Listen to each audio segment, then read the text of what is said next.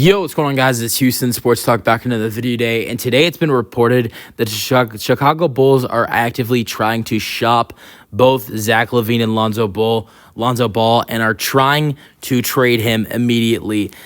This was reported by Chris Haynes that they're trying to move both of these guys right now. And look, I think this will end up happening, of course. But I really see the Bulls having a hard time moving both of these guys. Zach LaVine's market has basically been dead, and obviously I think the same thing goes with Lonzo Ball, with him having a terrible contract and not playing for 2 years. And I think it's gotten to the point where if the Bulls would potentially package these two guys up, you might have a couple teams that would potentially be interested and potentially offer not a lot for them, and they take them. But at the same time, I don't think you'll find a team that will take these two guys from the Chicago Bulls, and I can't see them taking these two guys from the Bulls without asking for draft picks. It's been reported that the Bulls are potentially willing to add a first-round pick to get rid of Zach LaVine or Lonzo Ball, or the both of them. So I think they'll probably be able to get a deal done with somebody. It's not for the value that either one of these two used to have.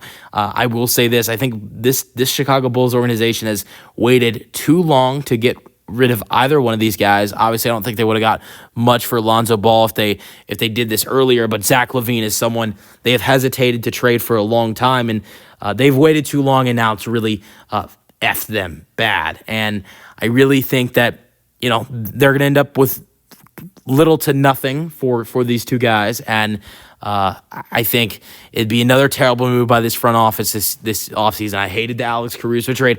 I like them bringing in Josh Giddey, but we heard all this worth for Alex Caruso, first round picks that. We want to add in a bunch of first round picks, and then they just added in Josh Giddey. OKC has how many draft picks? They have so many draft picks. They have first-round picks, second-round picks. They have a haul of draft picks. They have the most draft picks in the NBA. You know how bad they wanted Alex Caruso? I really find it hard to believe that they wouldn't add draft picks with Josh Giddey. I really find that hard to believe.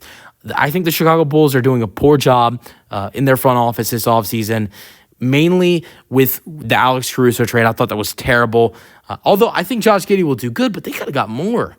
And then with the Lonzo and Zach LaVine situation, they're going to have to give up draft picks in order, which you could have got draft picks from OKC and potentially paired those with Lonzo and Zach LaVine to get off those contracts, but you didn't.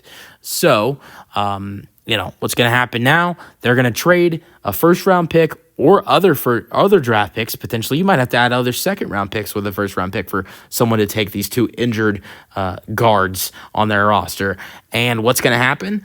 They're going to get close to nothing for these two guys when Zach LaVine had a bunch of trade value, but they overpriced him like crazy.